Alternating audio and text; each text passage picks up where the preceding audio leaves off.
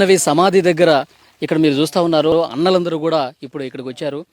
2 రోజులు అవుతుంది వైష్ణవి భోజనం చేసి. వైష్ణవికి ఇష్టమైనటువంటి బిర్యానీ తీసుకొచ్చాము. వైష్ణవి రోటీ తీసుకొచ్చాము, బిర్యానీ తీసుకొచ్చాము. ఆమెకి మంది అంటే కూడా ఇష్టం, అది కూడా తీసుకొస్తున్నాం.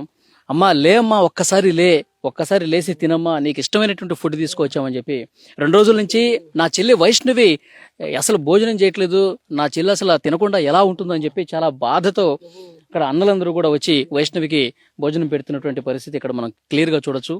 2వ రోజు సమాధి దగ్గర అన్నలందరూ వచ్చి నా నా చెల్లికి ఎంతో ఇష్టం.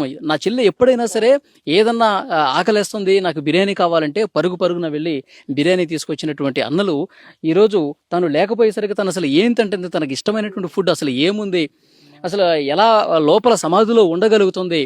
లేమ్మా ఒక్కసారి లే, ఈ అన్న వచ్చాడు, ఈ అన్న నీకు ఇష్టమైనటువంటి బిర్యానీ తీసుకొచ్చాడు, తిందుగాని లేమ్మా అని చెప్పి లేపుతున్నాడు. చూడండి ఒక్కసారి ముద్ద కలిపి వైష్ణవికి తినిపిస్తా ఉన్నాడు. చూడండి నిజంగా అన్నలు ఎంత ప్రేమ పెంచుకున్నారో ఆ చిట్టి చెల్లెల పట్ల.